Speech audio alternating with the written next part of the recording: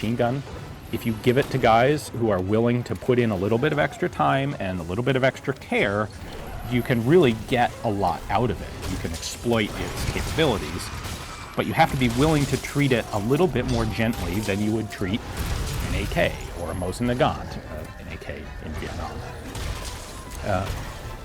It's a little bit of a finicky gun. So they're apparently well liked despite that. Eventually they were pulled out of service in 1928 and just stashed away. I'm sure at that point the number of guns was deteriorating. They didn't have a lot of spare parts for them, and it became, it's not a whole lot of reason to leave them out in the field. Pull them in, put them in a warehouse.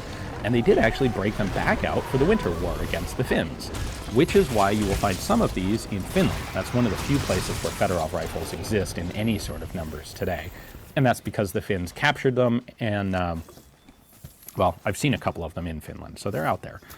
At any rate, that was their last hurrah during what we would call World War II, what they would call the Winter War and the Continuation War. Now, with that in mind, let's go ahead and take this apart. It is very exciting just to get a chance to pull one of these apart. I've been looking for one of these for a long time. So let's start by looking over the outside for a moment.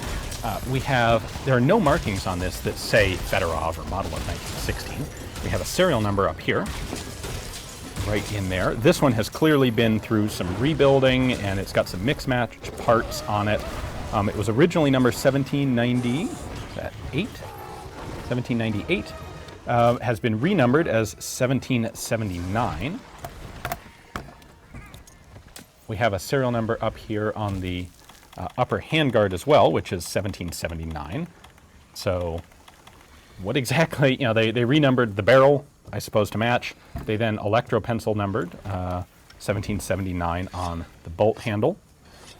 Sling swivel on the side of the stock back here, and one on the barrel band. There is a bayonet lug and a cleaning rod. No idea exactly what pattern of bayonet this took. I don't think I've ever seen a Fedorov bayonet. The front sight is a basic unprotected barleycorn, and the rear sight is a V-notch that you can flip up and move out to 2,000. Honestly, I am not sure if that is arshins or meters, and I'm not even going to guess. But there's your rear sight. Flip that up if you want to. The Fedorov does not lock open on an empty magazine. So there's our magazine. However, once you open it up, you can see it has stripper clip guides. So if you want to reload this magazine with stripper clips, because say you don't have another spare magazine, which is entirely plausible here, you do have a lever right here, there, which is a manual bolt holder. So you can pull the bolt back, there you go, lift that lever up and lock the bolt open. That will allow you to stripper clip right in those guides and reload the magazine.